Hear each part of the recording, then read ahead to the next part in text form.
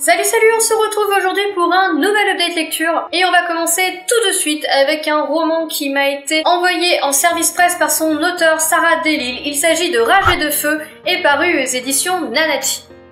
Alors, je suis sincèrement désolée, mais je vais devoir commencer cette update lecture avec une nouvelle super dithyrambique chronique. Parce que, je dois vous l'avouer, de Rage et de Feu, c'est mon premier coup de cœur de l'année 2018. Alors je sais, mes derniers updates lecture ont été tous très positifs, mais sincèrement j'y peux rien, pour l'instant j'ai vraiment lu du bon et que du bon, et là je peux vous dire que lui, il est vraiment au-dessus du panier. Alors, si je dois noter un petit point, il faut savoir que les éditions Nanachi, c'est une petite maison d'édition avec peu de moyens, donc oui, c'est vrai, vous allez retrouver quelques coquilles dans ce texte, voilà. Je le dis, c'est comme ça, c'est une petite maison d'édition, il faut faire avec, mais sincèrement, la qualité de la plume et la qualité de l'ouvrage compensent largement ce petit défaut, et je vous dis, malgré les quelques coquilles, pour moi, c'est un énorme coup de cœur. Je n'avais absolument jamais entendu parler de Rage et de Feu, mais l'auteur m'a contacté et m'en a parlé, et en gros, j'avais retenu qu'on y parlait de chevaux dragons, c'était de la fantasy, et quand j'ai su ça, je me suis dit, allez, tu tentes. Ce qu'il y a de génial avec ce genre de livre, c'est que comme tu ne le connais pas, tu ne sais absolument pas à quoi t'attendre. Je l'ai donc commencé sans vraiment savoir où j'allais et je peux vous dire que je me suis pris une claque, mais un truc de folie.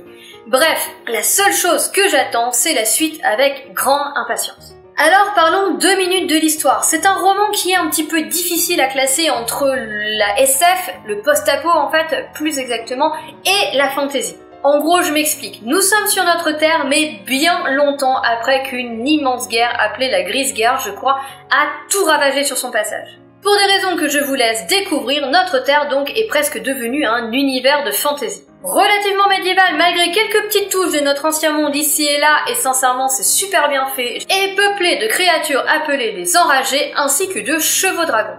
Honnêtement, je ne veux pas trop vous en dire sur l'univers, je vous laisse le découvrir, mais mon Dieu, quel univers quoi! C'est une imagination de folie, c'est hyper original, c'est addictif, c'est prenant, il est ingénieux, il est bien tourné, vous allez avoir certains faits que l'on va pouvoir expliquer par rapport au passif de la Terre, et d'autres faits que vous n'expliquerez pas, ou peut-être qu'ils nous seront expliqués dans la suite, mais cela n'est pas grave, parce que je vous dis, vous basculer finalement presque dans un monde de fantasy, donc on peut accepter qu'il y a certains faits, certains phénomènes qui relèvent de la magie presque. Donc dans cet univers, les civilisations humaines ont réussi à perdurer et se sont regroupées dans des forts. Il y a différents forts et nous allons donc suivre Sérène qui elle vit à Fort Littoral. Pour Sérène, un avenir tout tracé, travailler dans la pêche et sûrement se marier et avoir une tripotée de gamins. On ne peut pas dire que ça l'enchante vraiment et de toutes les manières, le destin va venir s'en mêler. Sérène va se retrouver liée à Fulgur, un cheval dragon. Elle va donc être obligée de quitter Fort Littoral pour arriver à Fort Légion, mais une femme dans l'armée, c'est quelque chose qui ne s'est jamais vu et Sérène va devoir s'accrocher dur comme fer afin de pouvoir se faire une place là-bas, de vivre son rêve et surtout de ne pas être séparée de Fulgur. Et puis il y a cette dague, cette étrange dague en sa possession qui va la propulser dans des aventures aussi extraordinaires que dangereuses. Surtout lorsqu'elle va devoir traverser les landes sauvages, ces landes désertées par les humains et envahies par les Enragés, qui sont des créatures pour le moins sanguinaires et d'une rapidité sans commune mesure. Ici, il y a des trahisons, des combats, de l'entraînement, de l'amitié, de la haine, de l'amour et du sang. Beaucoup de sang. Donc comme je vous l'ai dit, j'ai adoré cet univers. En plus, il nous est servi par une plume qui est excellemment bien maniée. Les personnages sont extrêmement attachants et cerise sur le gâteau, l'intrigue, elle est juste géniale.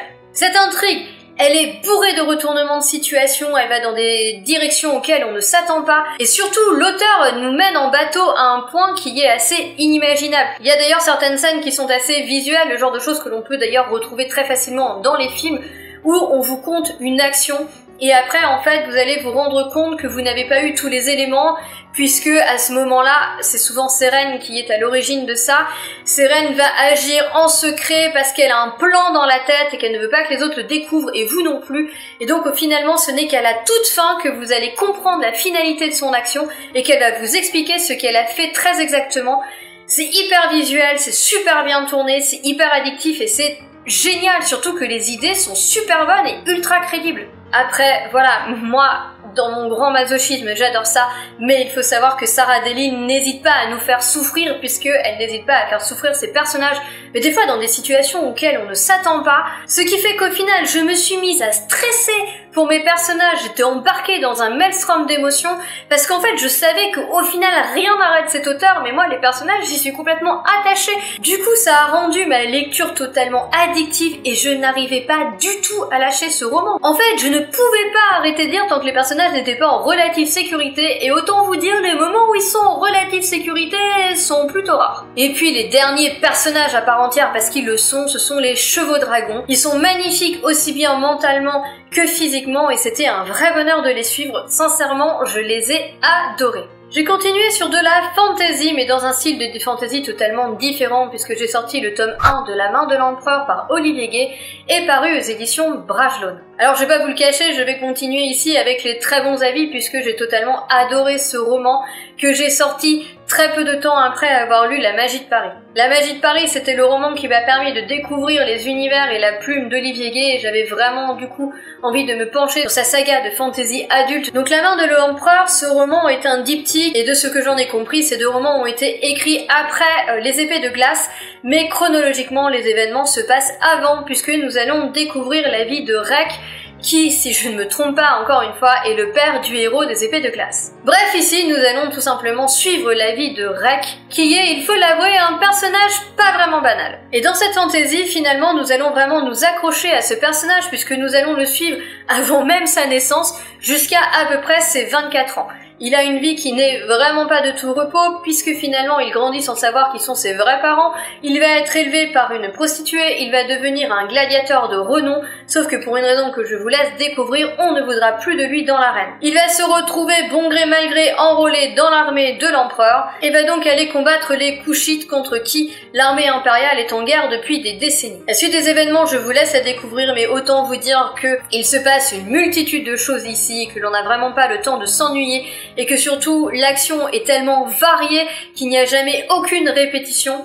Le personnage de Rec est extrêmement évolutif, et tout ce qu'il vit, tout ce qu'il subit même, là aussi il y a une forte évolution, il y a énormément de changements, on va énormément voyager et vivre des choses différentes, et franchement c'est passionnant. Quant à l'ambiance, elle est assez particulière puisqu'elle est à la fois sombre et à la fois lumineuse. En tout cas, tout ce que je peux vous dire, c'est que l'ensemble est totalement addictif et surtout absolument néfaste pour le sommeil. Sincèrement, c'est vrai que l'histoire est dense, mais tout est justement dosé.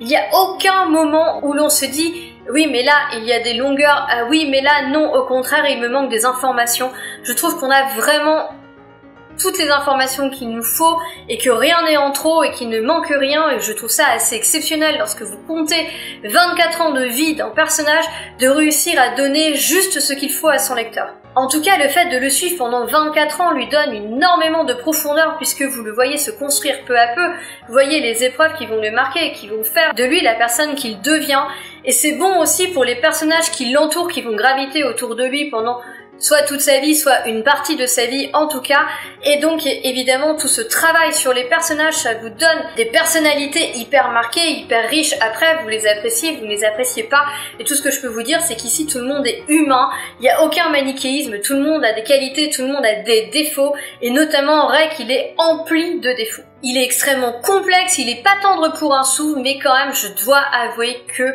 les autres lectrices avaient raison. On s'attache quand même indubitablement à lui. Pourtant moi il m'a fallu du temps pour m'attacher à lui parce qu'il y a énormément de ses actions que je condamne, mais malgré tout au fur et à mesure, voilà, on finit par être complètement touché par son personnage qui est, comme je vous le dis, ultra profond, ultra complexe. Et je trouve qu'en cela l'auteur est ultra machiavélique parce que finalement il arrive à nous faire aimer un personnage alors que l'on sait que l'on doit condamner ses actions, que c'est un personnage qui a peut-être une part sombre qui est peut-être encore plus grande que sa part de lumière, mais honnêtement on peut pas s'empêcher de voir que ses qualités et limite de lui trouver des excuses pour ses défauts, alors que sincèrement le mec il massacre les gens quoi. Tu vas pas trouver des excuses à un gars parce qu'il massacre du monde, bah si.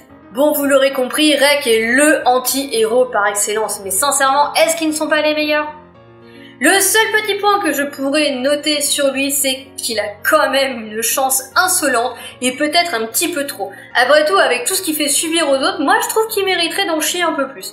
Là je sais, celle qui me regarde et qui adorerait que vous allez me détester, mais c'est pas grave, moi j'assume et j'espère que dans la suite il va en baver, mais alors un truc de fou. Les autres personnages qui vont graviter autour de Rex sont eux aussi nuancés et tout à fait travaillés, comme l'empereur Bell, qui à la fois machiavélique et charmeur se révèle au final être un immense manipulateur, ou les deux jeunes femmes qui vont graviter dans la vie de Rex, qui s'appellent Bishia et Darin, qui sont un peu comme le soleil et la lune, tant je les trouve totalement complémentaires dans leur façon d'être. Ici vous avez énormément de combats, qu'il s'agisse de duels dans l'arène, de batailles dans la jungle, de défense sur les murailles, de raids dans les villages couchites. Sincèrement, vous allez en avoir pour votre argent de ce niveau-là, et sa plume est tellement belle et bien faite que j'avais une idée très précise des actions, auxquelles j'ai même pu ajouter les sons et même les odeurs. Et comme ça pue très souvent le sang et la mort, autant vous dire que je ne remercie absolument pas l'auteur pour cette dernière précision. Oui, vous l'aurez compris, la plume m'a extrêmement marqué, tout m'a marqué ici, l'intrigue est passionnante, elle est riche et fouillée, les personnages le sont tout autant,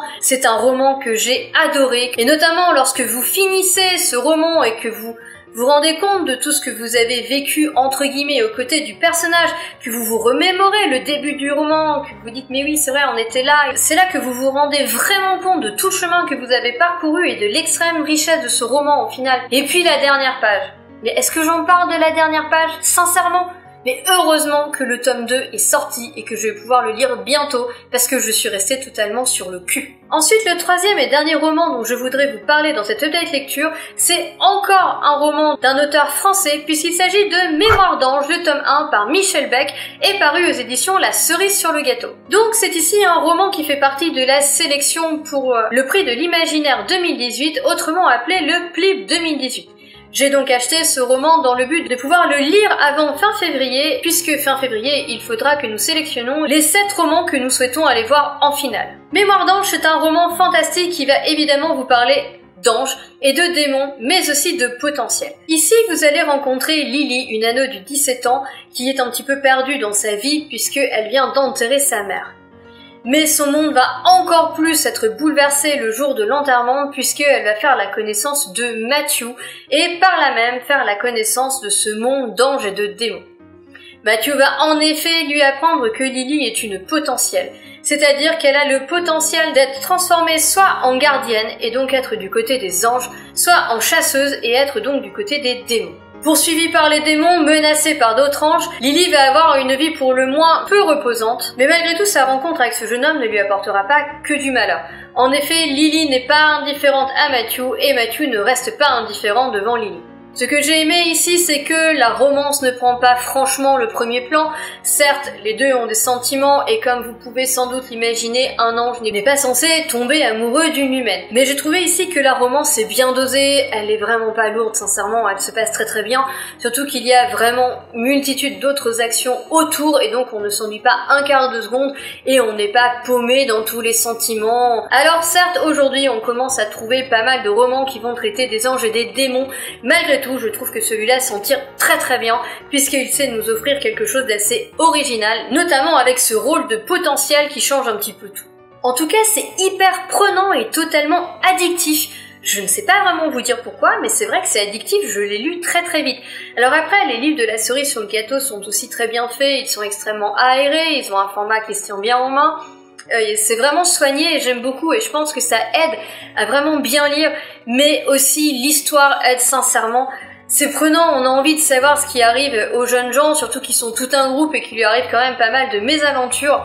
Et étonnamment pour un young adulte, l'auteur n'hésite pas à maltraiter certains de ses personnages. Et j'ai d'ailleurs été assez surprise de certains choix qu'elle a fait, mais surprise dans le bon sens, je m'y attendais pas et moi j'aime bien qu'on me surprenne, donc ça c'était vraiment sympa. Du côté des personnages, je les ai trouvés très sympas, donc on tombe dans des caractères typiques du genre young adulte, mais on s'y attache et je pense que voilà, ça fait aussi que ce roman est aussi addictif et prenant, c'est qu'on ne peut que s'attacher aux personnages, qu'il s'agisse de Matthew, qu'il s'agisse de Lily, qu'il s'agisse de l'ami de Matthew qui s'appelle Léo, qu'il s'agisse d'autres personnages, on s'y attache extrêmement vite. Par contre, quand je vous parlais de maladresse, je parle bien de quelques maladresses dans la plume, notamment au niveau de quelques répétitions, parce que des maladresses dans l'intrigue, il n'y en a pas, ça bouge tout le temps, c'est hyper dynamique. Bref, ce livre se lit extrêmement vite et extrêmement bien. J'aime beaucoup les potentiels, vous allez retrouver des trackers, vous allez retrouver des chuchoteurs. Je vous laisse découvrir tous ces personnages, toutes ces créatures, mais sincèrement, j'ai trouvé ça vraiment sympa. Donc voilà, j'en ai terminé avec ce nouvel update lecture. J'espère qu'il vous aura plu. Encore de très bonnes découvertes et encore des auteurs français, et ça c'est plutôt sympa, même si c'était absolument pas fait exprès. En attendant à tous, je vous souhaite une excellente journée, de très belles lectures, et je vous dis à bientôt. Ciao, bye!